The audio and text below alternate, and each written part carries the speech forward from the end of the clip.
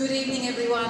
I'm Virginia Trioli from ABC TV, and I'm delighted to be your host for this evening's celebration of Australians' women's and non-binary writing. Welcome everyone to the 2024 Stella Prize Award Night. Welcome.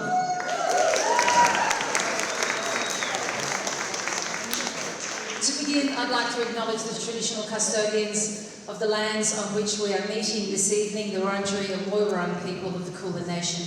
I pay my respects to elders, past, present and emerging, and acknowledge the custodianship that's been so beautifully done here for tens of thousands of years on these unceded lands.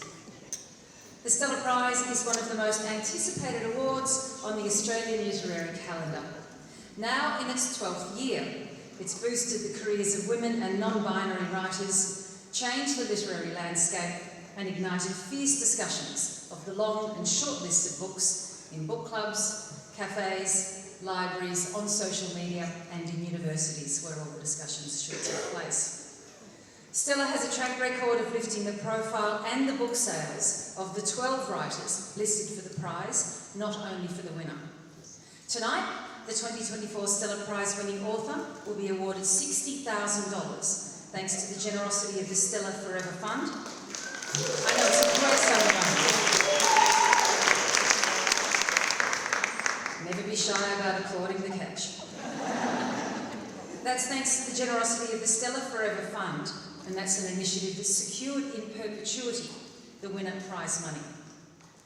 Now, while reading the books of this year's shortlist, I was also, for some obscure reason that I really can't track all the way back to, I was also rereading the collected essays by the Italian writer Natalia Ginzburg, the Sicilian-born post-war novelist and essayist who, as a serious anti-fascist, also took the task of what she called her vocation of writing just as seriously. She wrestled with the gravity of the work that she felt called to do, and she wrote these famous words on the work of a writing woman using her voice. As a vocation, it is no joke. We are constantly threatened with grave dangers whenever we write a page. There is the danger of suddenly starting to become flirtatious and of singing. And there is the danger of cheating with words that do not really exist within us and that we have picked up by chance outside of ourselves and which we skillfully slip in because we've become a bit dishonest. As you see, it is quite a difficult vocation, but it is the finest one in the world. The days and houses of our life, the days and houses of the people with whom we are involved, books and images and thoughts and conversations, all these things feed it, and it grows within us. It is a vocation which also feeds on terrible things. It swallows the best and the worst in our lives, and our evil feelings flow in its blood just as much as our benevolent feelings. It feeds itself, and it grows within us. Now, in the way that writing always seems to find us just at the right time, it seemed to me no coincidence that I should be reminded of Natalia's serious admonition just as I was reading the deeply introspective, expansive, affecting and powerful books on the shortlist for this prize this year. Books that have cost the authors something of themselves and that remind us of the grave responsibility of being thinking, feeling, writing people in this world. It's now my pleasure to introduce Keren Murray, the outgoing chair of Stella's board, on her final night as chair of the board. Please welcome Keren.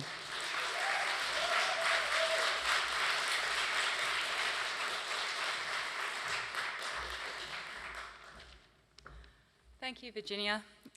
I too acknowledge the traditional owners of the land, the Wurundjeri people of the Kulin Nation, and I pay my respects to their elders past and present, and to all the First Nations people here celebrating with us tonight.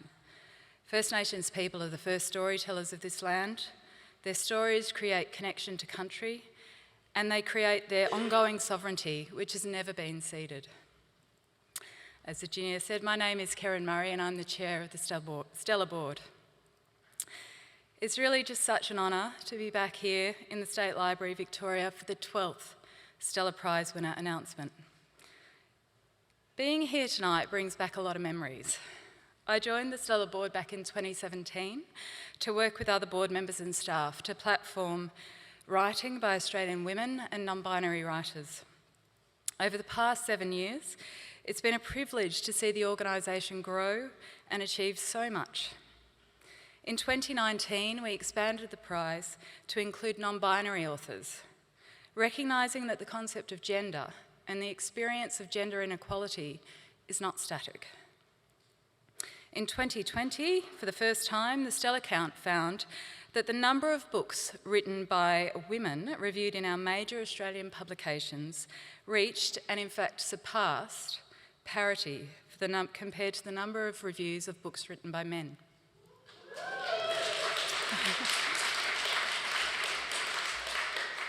Through 2020 and 2021, we pulled together to weather the COVID lockdowns. We became the first prize to go online in April 2020, and we maintained a deep connection with our community through that time.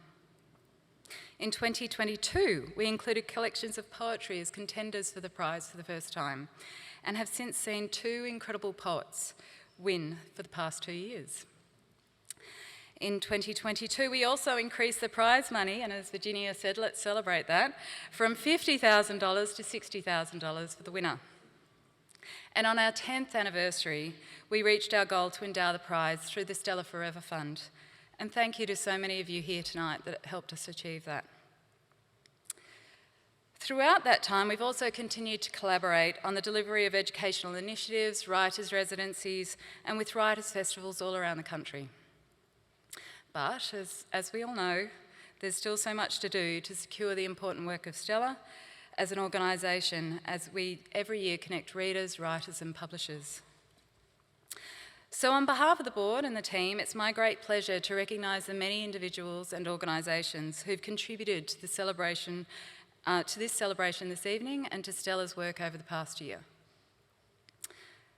The Copyright Agency's Cultural Fund, whose support means that Stella can pay the 5 esteemed judges here in front of me, and each long-listed author for the 2024 Stella Prize. And the Copyright Agency has been doing that since 2018. So thank you for your ongoing and continuing support of Stella and for all that you do to champion literature and the visual arts in this country.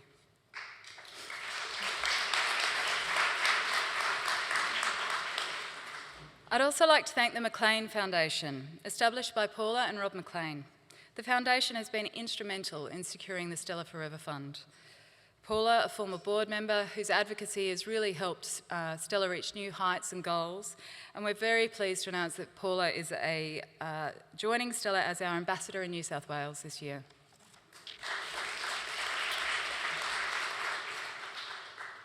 I also want to take a moment to thank our supporters, including independent brand agency Canyon, for the incredible Stella brand refresh, which you can see all around us this evening.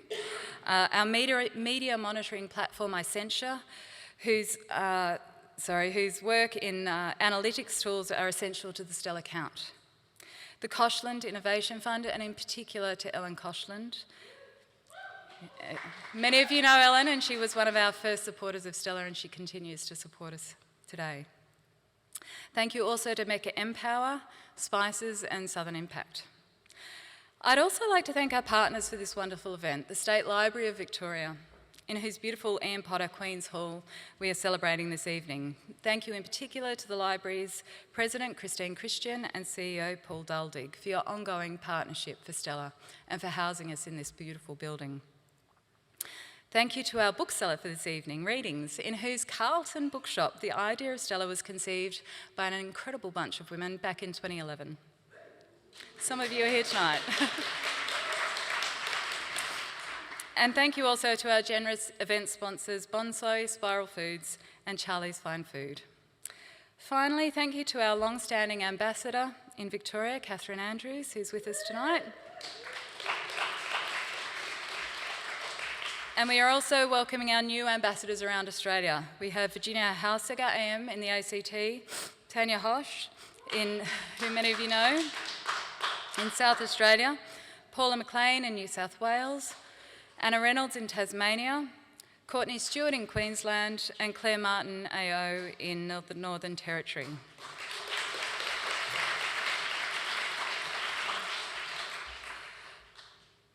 The future of women's writing is one of that Stella is obviously very passionate about. From the beginning, Stella has driven critical change, promoting gender equality in Australian literature and ensuring that women's stories are widely read and celebrated. The Stella Prize is our flagship program, but our work doesn't stop here. Year-round, Stella delivers a suite of initiatives which actively champion women and non-binary authors, tackle gender bias in our literary sector, and connect outstanding books with readers. This year, we were thrilled to launch the Stella Day Out, a mini literary festival that seeks to connect Stella Prize-listed books with a wider audience around Australia. As Virginia said, this is my last prize night as chair, and truly it's been such a privilege to contribute to and lead the work of Stella.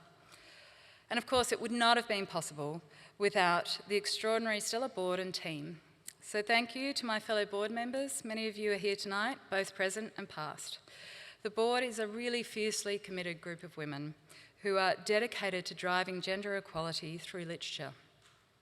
We know that storytelling and reading are essential to a just society. The board's collaborative approach and support of each other is founded on a deep belief that collective action is critical to drive cultural change. And to our indefatigable Executive Director and CEO, Fiona Sweet, our Communications and Marketing Manager, Gabriella Munoz, and our Programmer, Claudia Nankervis, thank you for your work, energy, dedication, passion, and most importantly, good humour. The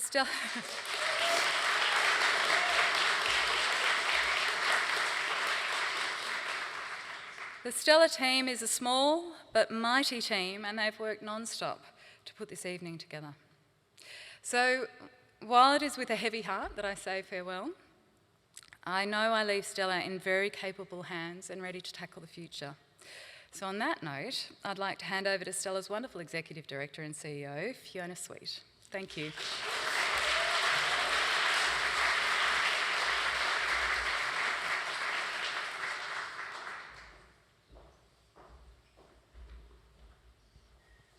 Thank you, Keren.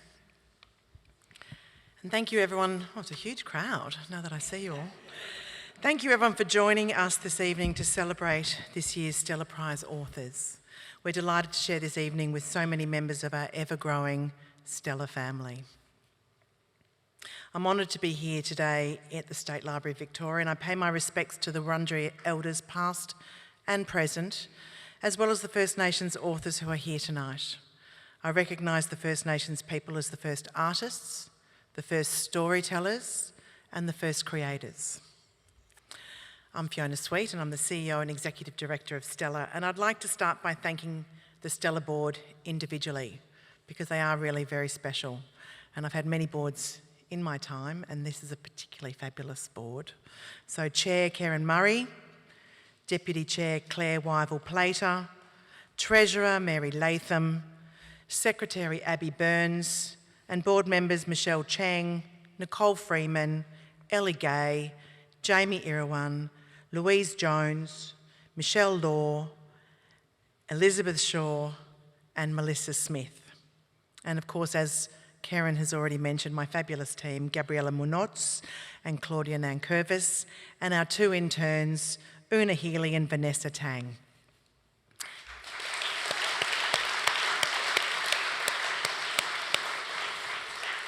And a very special thank you to you, Keren, stepping down after 7 years. And I've been very, very fortunate to have you for the last year, my first year at this job. And the organisation really wouldn't be in this position without your vision and leadership, so thank you. And to everyone who's been part of one of our programs, volunteered your time, shared your expertise, made a donation, or spread the word about our work, thank you from the bottom of our hearts. We can't exist without you. Together, we've put new books into the hands of avid readers.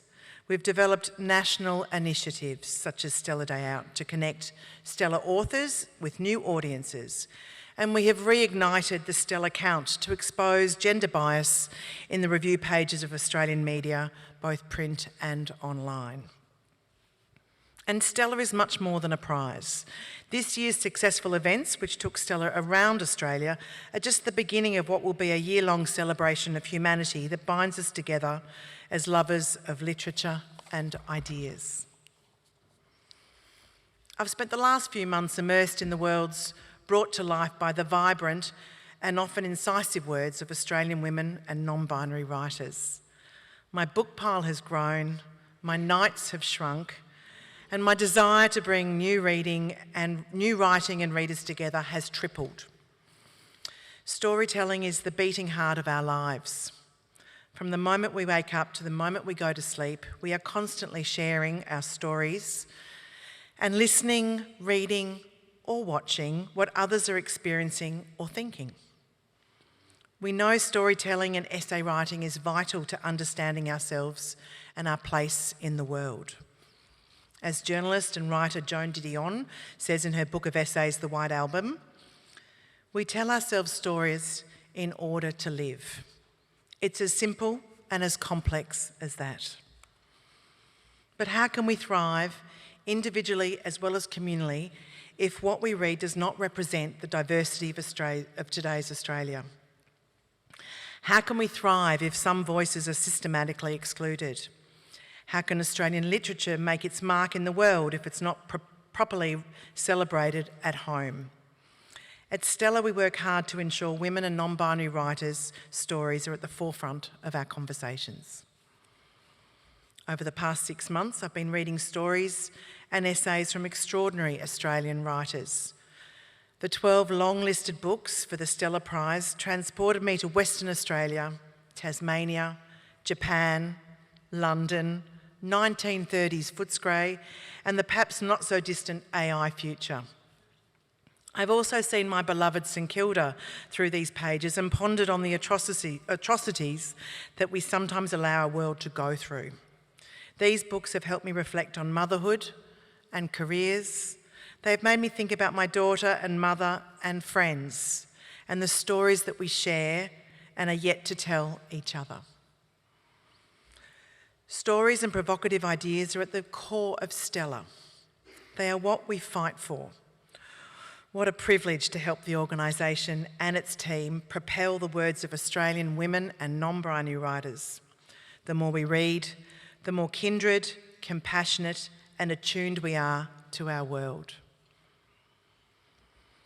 This year, our judges read 227 books.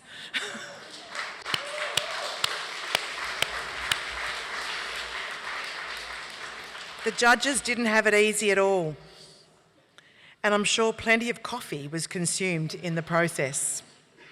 They had the task of selecting 12, then 6, and then one book that would be at the forefront of heated discussions, social media, and library queries for months and years to come.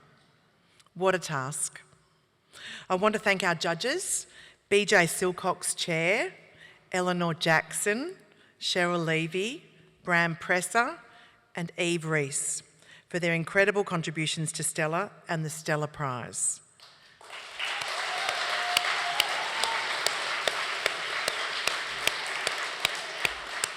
And to Beejay in particular for her leadership and commitment, not just for this year, but for the last 2 years. Thank you all for bringing your passion and being advocates for great literature. Your reading process and selection criteria are what makes this night possible and what makes Stella unique. Now we're going to play the videos of extracts from the 6 shortlisted books. Swift Dark Tide by Katya Ariel, Body Friend by Catherine Brabin, Feast by Emily O'Grady, Hospital by Sanya Rushdie, Abandon Every Hope, Essays for the Dead by Hayley Singer, Praiseworthy by Alexis Wright.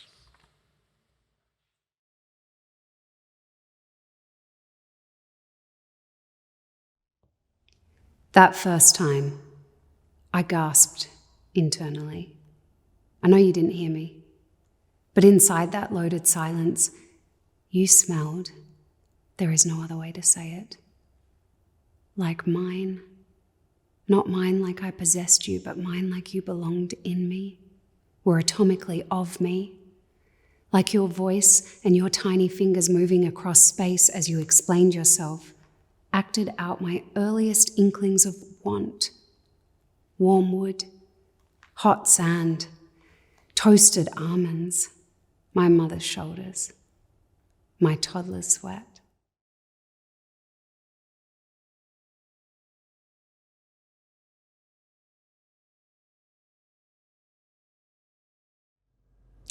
That last night, the neighbours of my old house threw a party. At 4 o'clock in the morning, desperate for sleep, we got into Tomasa's car and drove to the new house, just a few streets away. The large old trees were hallowed in street light. The eyes of a possum briefly struck bright by our presence. The empty rooms felt vast, the tall Victorian ceilings, the heavy wooden doors, the carpeted bedrooms. We hadn't moved anything, none of our belongings, except the large mattress from the house Tamaz shared with friends. And so we slept on it, low to the floor. That moonlit island, the only object in the whole quiet house.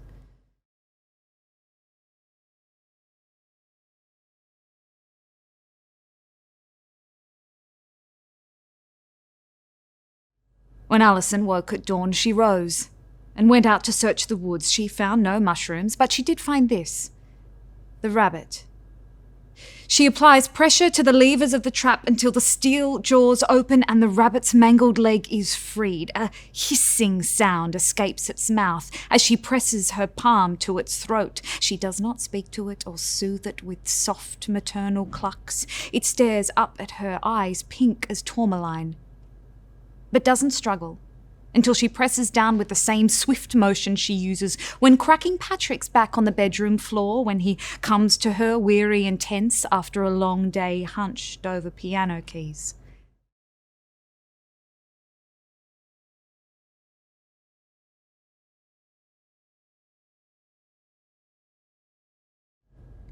I see Glenn going into the TV lounge with a bottle of water.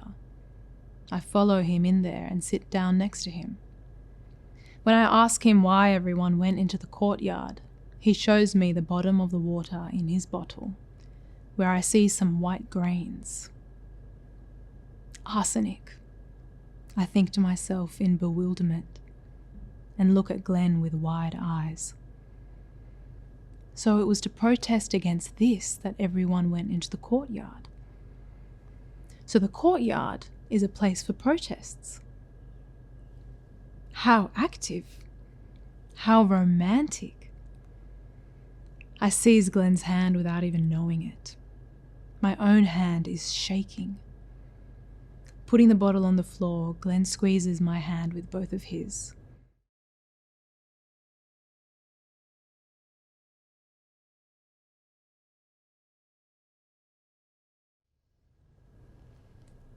February 2022. Something smacking together in the darkened air where we are standing, on a darkened slope. Not a real slope, a slant of writing. Here, there is no time, only loads, only the fact of shooting, only what we might hear in the writing. A smack in the face.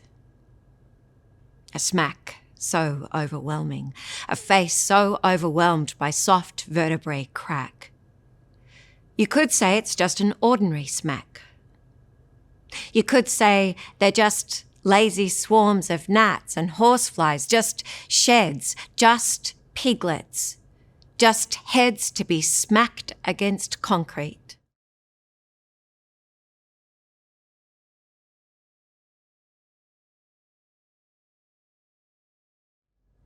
There was not a single soul in Praiseworthy who believed this fellow was real. For asking such a ridiculous question in this day and age, and right in front of the world's greatest human survivors. Were they the real business people of all times? Extinctionless, tempest people, from enduring 1 million storms, come from the arc of infinity, right down to the last baby. They were now forced to speak and yelled that they knew a thing or two about being trodden upon, and of being more on trend than the rest of humanity about how to look after the future.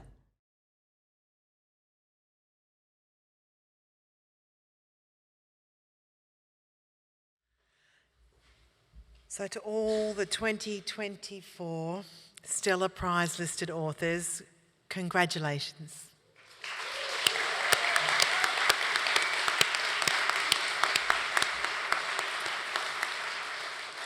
It's a phenomenal achievement, and your books have touched lives, including mine, and will touch many, many more.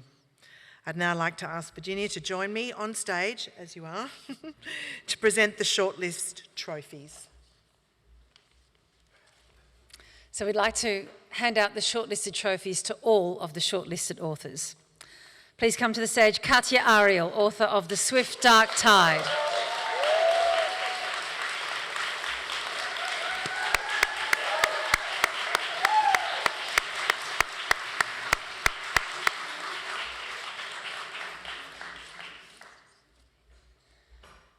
Catherine Braben, author of Body Friend.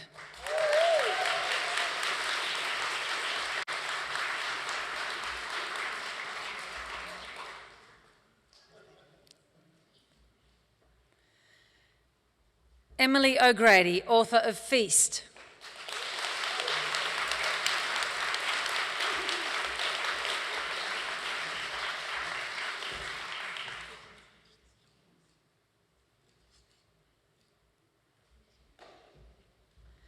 Sanya Rushdie, Hospital.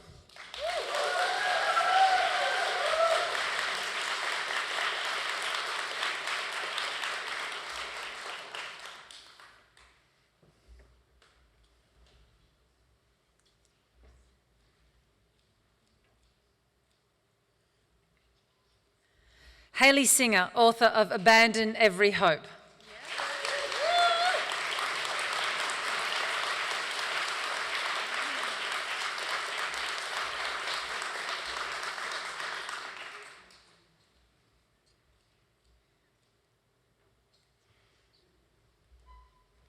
And Alexis Wright, author of Praiseworthy.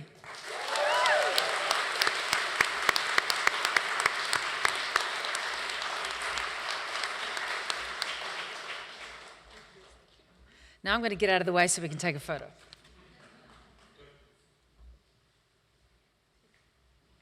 you all to stand together. Maybe I should get out of the way too.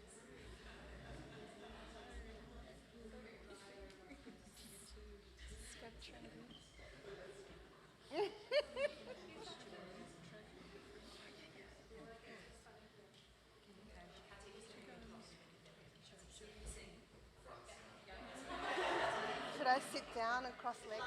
Yeah. I think that's my gig.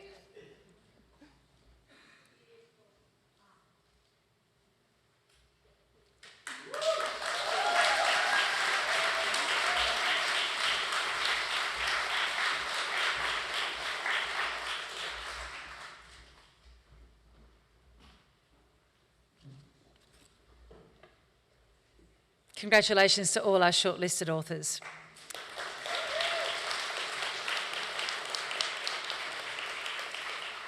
Now, to announce the winner of the Stella Prize for 2024, please welcome to the stage the Chair of Judges, Beejay Silcox.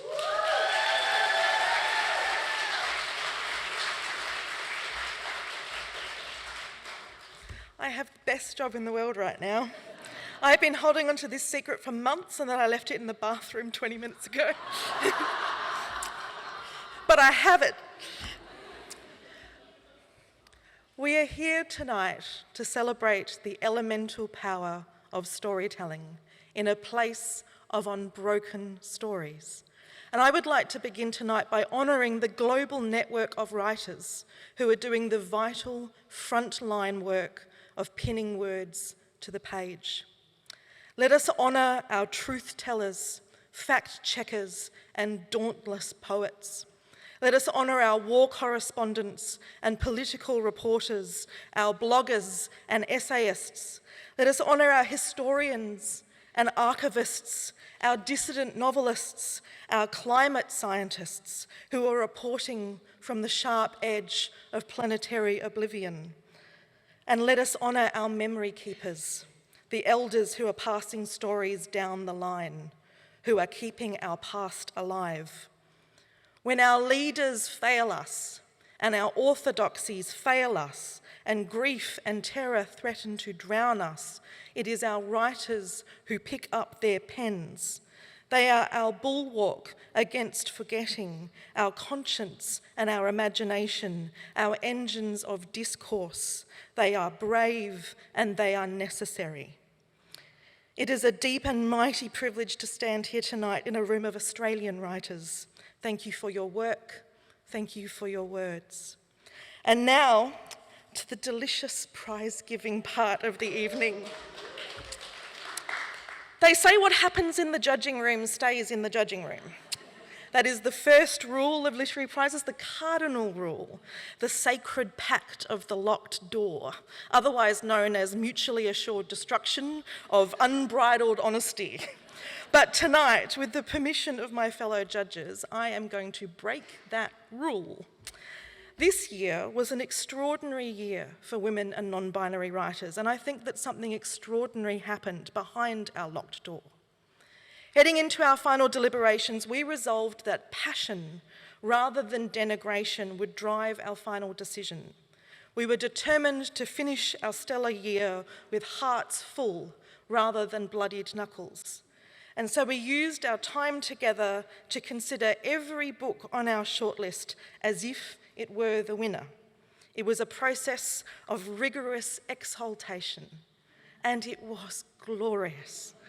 We indulged our enthusiasms. We luxuriated in sentence craft and the elaborate mechanics of plot. We analysed and contextualised. We imagined the conversations that each book might start, the doors it might open for new readers. We asked hard questions, mighty questions of the books and ourselves and our country.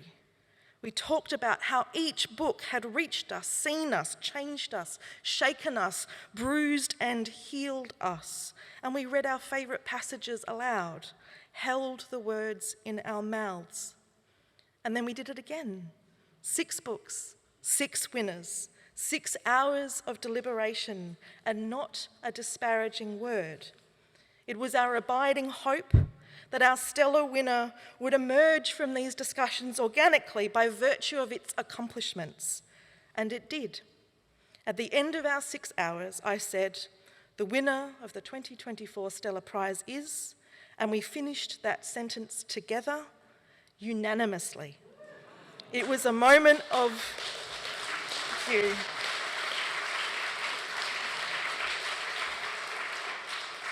It was a moment of communal joy, and we are so rarely given the chance, the time, to have smart, unbounded conversations about storytelling and art making and the big, wild world. My profound thanks to everyone at Stella who made that conversation possible, but most importantly to our magnificent shortlist of authors who fueled our conversational fire. They are all here tonight, and so thank you, Katya Ariel, for The Swift Dark Tide.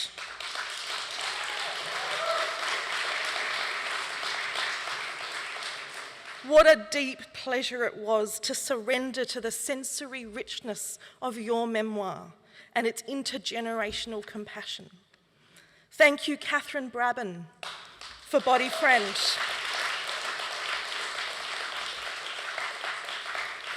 You gave voice to things we had only felt in our bones and never known how to say. Thank you, Emily O'Grady, for Feast. How we revelled in the menace of your book, the delicious discomfort, the moral murk. Thank you, Sonia Rushdie.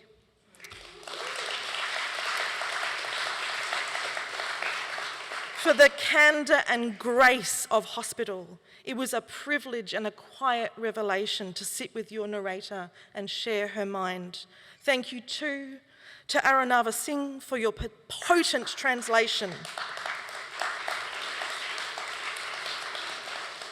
Together, the two of you have enriched Australian letters. Thank you to Hayley Singer for Abandon Every Hope. We read your passages in astonishment. Every sentence, every paragraph, every essay, you shook our ethical cages, but also our art-making brains. And thank you, Alexis Wright, for Praiseworthy.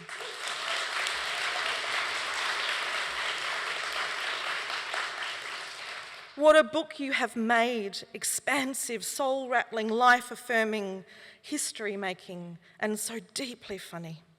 Please join me in celebrating our 2024 shortlist once again.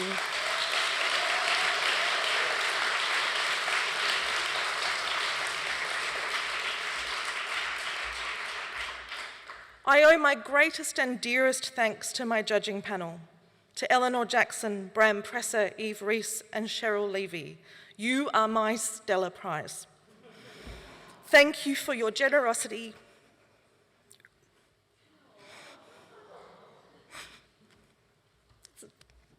your intelligence, your care, and your friendship. I think our decision should be announced in the manner in which it was made. So please. Yeah, I almost made it. The winner of the 2024 Stella Prize is Alexis Wright. We should have practiced. Yeah. Praiseworthy.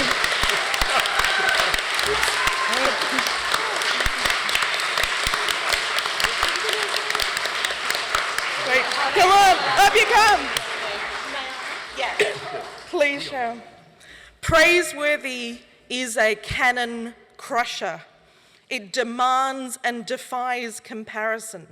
Ulysses, Don Quixote, Moby Dick, Crime and Punishment, the Iliad. These are the kinds of colossal, towering texts that come to mind when considering the literary heft and accomplishment of Alexis Wright's fourth novel. But Praiseworthy leaves them all sputtering in the Anthropocene dust. For starters, it has way better jokes. Praiseworthy is a book for our time and a book for all times, an epic of every when. It is mighty in every conceivable way, mighty of scope, mighty of fury, mighty of craft, mighty of humour, mighty of language, mighty of heart. Praiseworthy is not only a great Australian novel, perhaps the great Australian novel.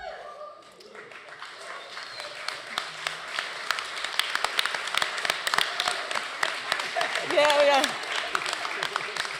It is also a great one-year novel, and it is written in the wild hope that one day all Australian readers might understand just what that means. I do not understand, not yet, but I can feel history calling to me in these pages, calling to all of us. Imagine if we listened. Please join me in congratulating Alexis Wright.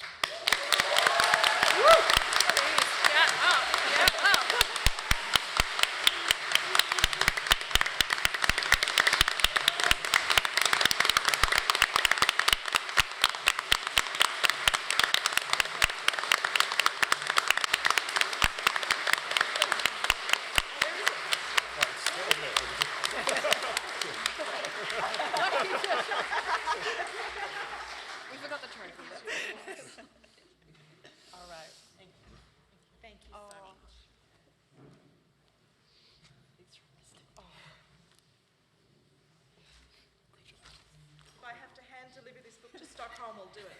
It's extraordinary. Love it.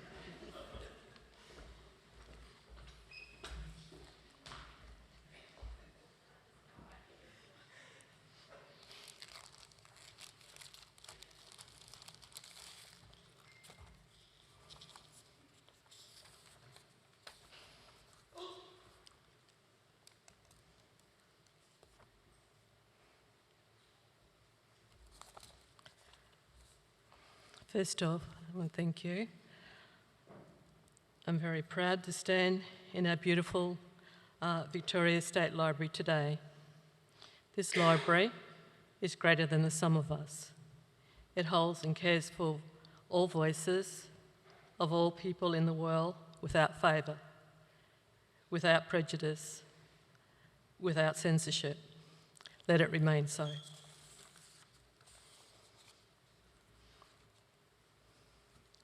Ladies and gentlemen, distinguished guests, stellar judges, fellow writers, friends and family and country. Firstly, I wish to acknowledge and pay my respects to the people of the Kulin Nation and their sovereign lands, and to their elders past and present. I am privileged to be a guest on your country, your unceded sovereign lands, that your people have lovingly cared for, nurtured and honoured its creation, beliefs and laws since time immemorial. I also acknowledge my own Wanya homelands and our families and countries across the Gulf of Carpentaria and beyond. I'm so pleased that Rachel Amani Yenna, our Chief Executive Officer of the Carpentaria Land Council, and her daughter Maya are here with me and my family tonight. Thank you, Thank you, Rachel. It means so much.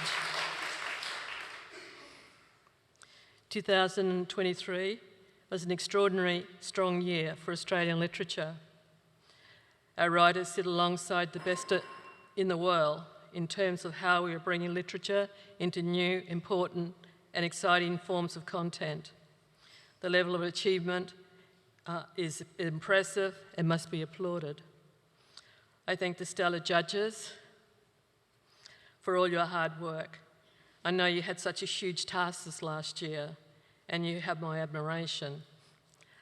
I am deeply touched that you gave your heart and mind and deep reading of all 227 entries for the Stella Award. It's just phenomenal. It was such a great honour for me that Praiseworthy was included firstly in the Stella long list and then in the short list, along with The Swift Dark Tide by Katia Ariel, Body Friend by Catherine Barron, Feast by Emily O'Grady, Hospital by Sanya, Rusty, Abandon Every Hope, Essays for the Dead by my good friend Hayley Singer from Melbourne University, who welcomed me from the very first time when I first started there. I extend my heartfelt congratulations to all shortlisted authors and your publishers. I'm truly honoured that Praiseworthy now joins the prestigious company of previous winners of the Stella Prize. I am humbled and somewhat amazed that Praiseworthy now sits alongside Tracker, and that I have been awarded this enormous honour, the work of a dreamer, for the second time.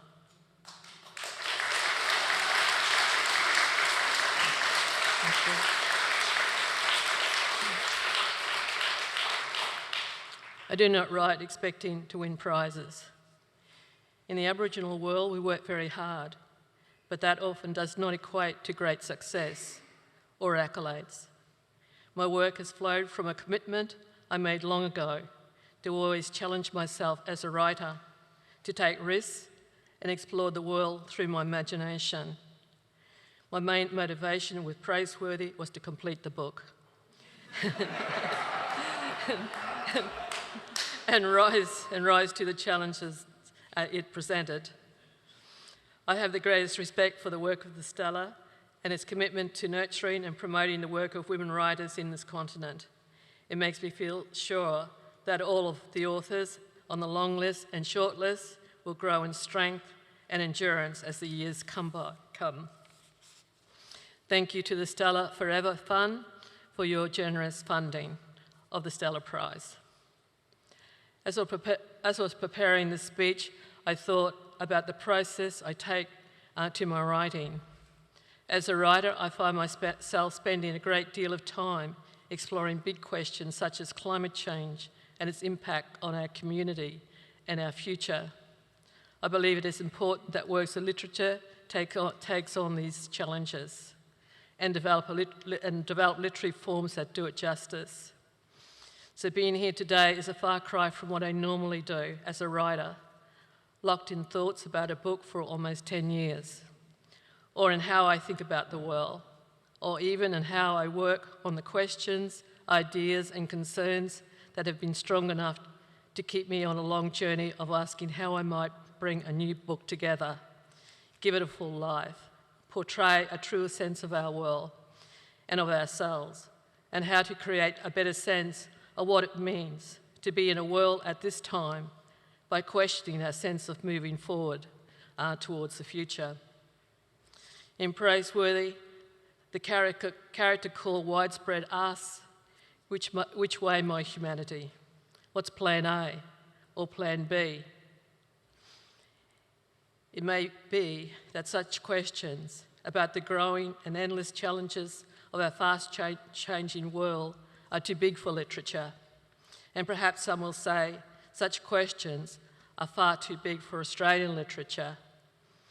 I believe literature must meet the scale of what is happening in the world. We have to even foolishly believe that anything can be done in life or in literature with deep thought, and that after reworking every word, line, and page many times, you might find that you can pull a big manuscript together. It can resonate with the very full spectrum of what it means to be human in the hot load of the 21st century. You may find that you can make the work hold together over hundreds of pages, have made it stand up and know it will not fall over, and finally feel in your bones that you have made a good attempt to grab the scale, or at least have wrestled with a big chunk you've broken off from the colossal narratives of the ever-changing, unprecedented scope of what is happening in the world right now in our times. I was inspired to write Praiseworthy after asking some hard questions about climate change and the concerns I have about the survival of our ancient culture. I was concerned to explore what unabated global warming will mean for an increasing number of poor people in the world, what it will mean for many Aboriginal people who are already living through unprecedented times on a daily basis, as they have done for well over 2 centuries without much relief nor respect for their sovereign rights. How do we survive an uncertain future? In Praiseworthy, I looked at the reality of our circumstances and what it would mean to face the challenge of living on a burning planet and carrying our culture and ancient wisdom into the future. I wanted to capture the spirit of the times at home and across the world for a work of literature that was not just about ourselves, but that was also capable of capturing the beauty and joy of all things, the big and the small. I started work on Praiseworthy at the same time I started work on Tracker. When I was in Darwin to begin research with Tracker, I started Praiseworthy by visiting the Darwin Museum to study a display of local butterflies. I kept studying butterflies and moths, beetles and donkeys, and much more, which would become a part of Praiseworthy. I intended Praiseworthy to be a big book, in more ways than one. I hope the scale of the book is right for the times we live in. My writing journey did not come from nowhere.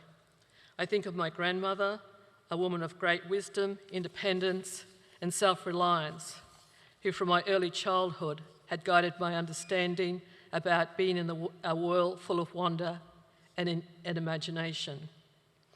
My mother was an exceptionally strong person, and she taught me what sheer determination and independence looked like, and what it would take to live in the world that I was growing into, and how to be prepared to meet some of the harsh realities of our life. I had the enormous privilege throughout my working career to work with many of our great and finest elders of cultural knowledge and wisdom, and to work with many brilliant Aboriginal political leaders. They all gave their time generously and gave me important guidance and opportunity to help me take my share of responsibility in our world. As a writer, I have received great guidance through many brilliant colleagues, like my good friend and author Nicholas Ajose, who is here tonight, as he's been right from the start. I studied at RMIT University and then became a continuous member of the World-Class Writing and Society Research Centre established by Western Sydney University in 2008. I was again strongly supported by the University of Melbourne in my work as the Bobovia Chair in Australian Literature from 2018 to 2022. I'm indebted to these universities for helping me become the writer I am today.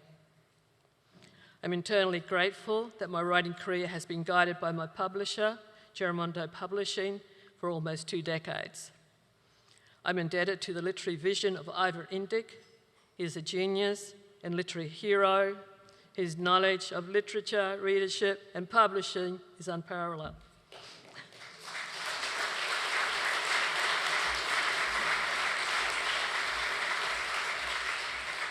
Ivor is recognised and highly respected across the world for his achievements as a publisher.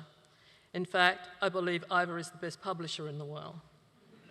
His total dedication, care, and valuing of Praiseworthy right through the publishing process was extraordinary and exemplary.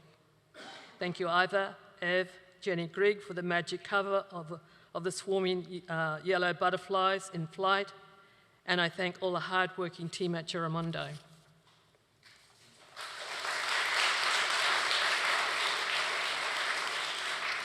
What gives me great comfort and joy are my children and our far-reaching families. I thank my daughter Lily for her company on the long journey of writing Praiseworthy, for listening to some of the lines as they were being written, and always giving 100% positive feedback. It counts. And for enjoying the music. Finally, I could not do what I do without the love and support of a very patient and generous husband. I thank my wonderful husband, Tolly, who is here and sharing this incredible occasion. Thank you, Stella. You're amazing, and you know what? You make me feel glad all over.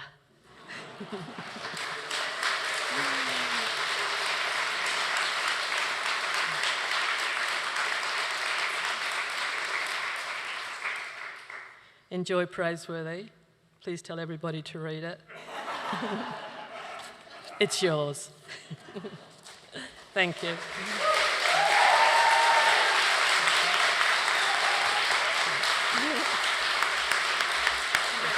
Thank you.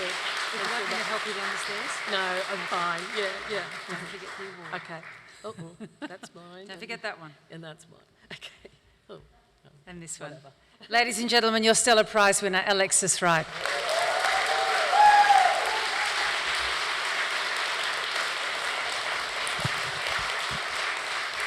I'm sorry, 2-time Stella Prize winner.